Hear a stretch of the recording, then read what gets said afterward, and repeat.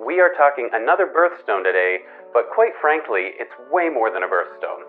Garnet does not get the credit it truly deserves in a lot of ways, and so I hate to box it into just a birthstone.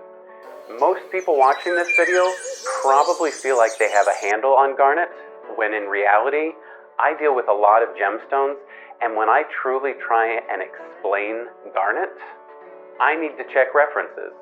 It is a very complex stone family with a lot of different characteristics, some interesting things going on. Let's talk about those today.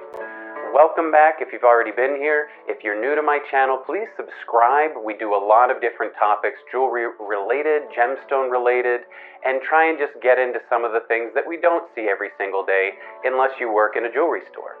And today we're going to be talking about garnet. If you find this video interesting or like it, please hit the like button below. Those kind of things actually help to get this video shared even further on something like YouTube. Now, a lot of you might already be wondering what I'm talking about when I say there's more to garnet. If you haven't seen any of my other videos where I talk about garnet, not only does garnet come in a lot of different colors aside from that typical red, orangey color that we see, it has a really different system than most gemstones. In fact, garnet is not just categorized by being the same chemical composition. Many gemstones that we talk about, you can designate a chemical composition of that stone, and that is how you identify it. Now, while garnet is not just some willy-nilly loose system, it does have a different and more complex way of identifying what is garnet. So what is garnet? Well, garnet is actually a group of gemstones, or a family of gemstones, with the same structure, and yet it can have different chemical composition. Now, that doesn't mean that it's completely different, and a lot of people, including myself, can get very confused once you start to dig into this. But the general principle is that these crystals are so closely knit in their chemical structure that the chemical compositions can actually be mixed in different ways with a lot of the specific species of garnet. So when you look at garnet from way outside, you actually see what we call a family of gemstones. It's the garnet family. And as you get a little bit closer in, you're going to see different groups of garnet, and then you get more specific and you get into individual species of garnet. And I'll try and show you a little bit of imagery if I can get some good pictures to illustrate how this actually looks and how it works. But the bottom line is it's way more complex than a lot of other gemstones that we typically talk about. And so it's important to understand that this is a family of gemstones, that you actually get different mixtures of these chemical compositions. My goal is not to get into the real specific things that I believe few will remember, but I at least want to talk about some of the designations so that you do have a good understanding. So garnets are split initially into two different groups. You have the aluminum garnets, and then you actually have your calcium garnets.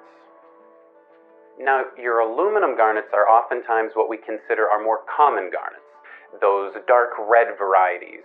And they're actually a mixture of your almandine family, your almandine group of garnets, and your pyrope group of garnets. Those are two different groups within the calcium designation.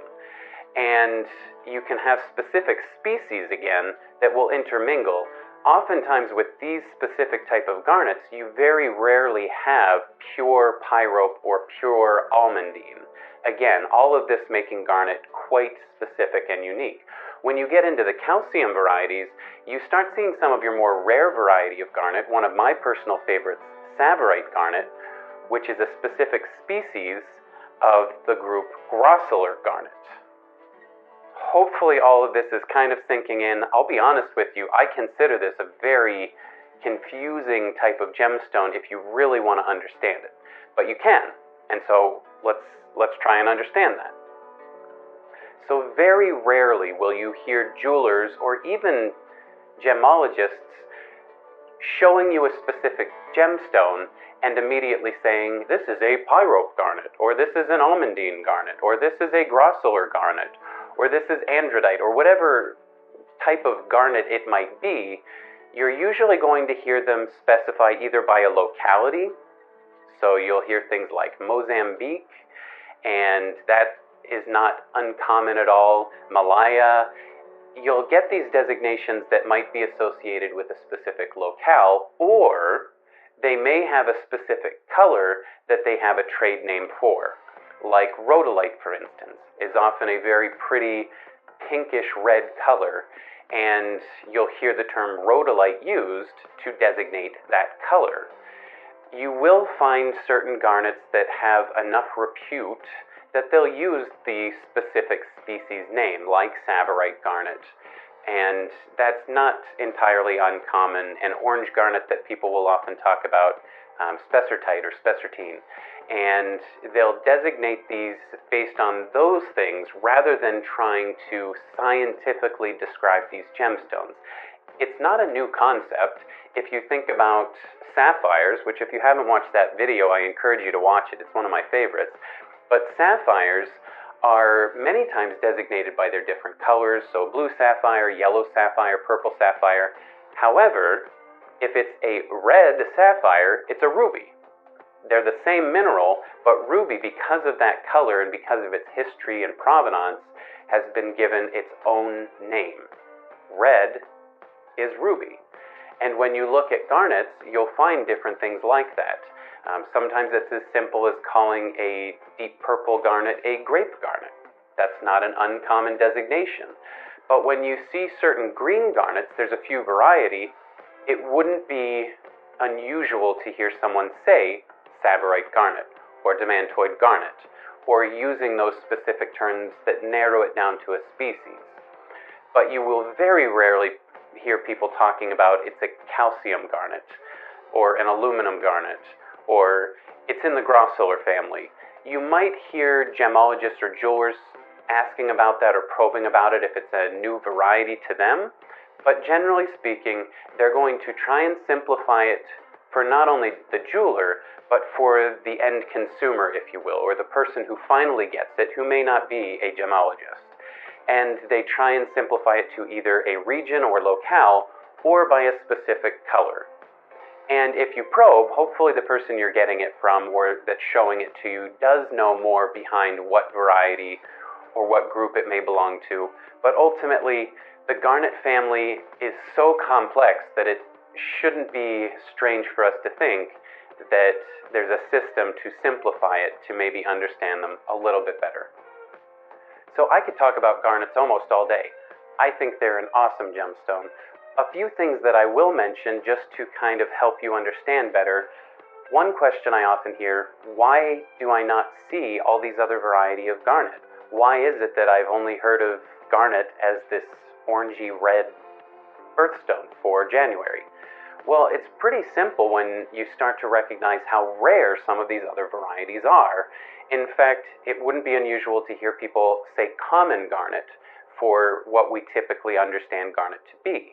But a stone like Savarite garnet, for example, I bring that up a lot. Again, it's a favorite of mine. But about 85% of what they find, which is far more rare than these other garnets, ends up being very small stones.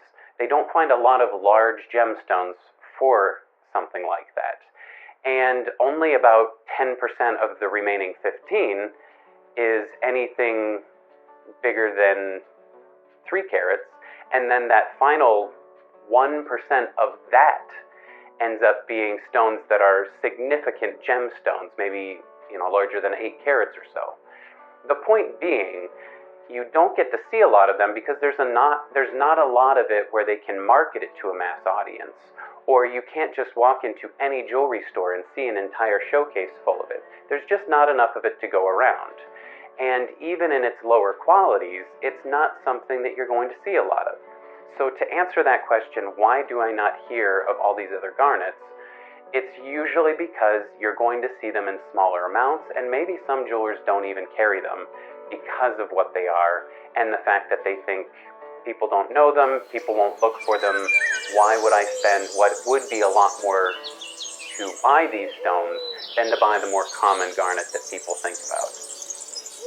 I would even say it's worth noting that you can find garnets in phenomenal type gemstones, like color change, for instance, or bicolor stones, where there's different colors in the same crystal. It's a pretty endless variety within this family. That's the bottom line. I can't make this video that long. I, again, could talk about garnets almost all day long, and with each specific species of garnet, you can really spend a lot of time talking about it. So I encourage you to kind of just type in different garnet species if you're curious immediately, and just see what's out there. There's a huge amount of different garnet species, and with each one there's a lot of history, there's some unique stories. If you look at a stone like demantoid garnet, it's actually very rich in much Russian history, and you can dive into any one of these. For the purpose of this video, I wanted to just give you a good introduction to how big the garnet family really can be and how underappreciated it is. If you want to learn more about other underappreciated stones, I did make a video on that. Hopefully you can check that out. Underrated gemstones. There's a lot of them out there, and I chose 5 that I thought were the most underrated stones in my opinion. But in the meantime, thank you for watching this video. Please hit the like button. Send a comment below. Maybe tell me which variety of garnet you came across that you found the most interesting. And I hope you keep coming back so we can keep learning together.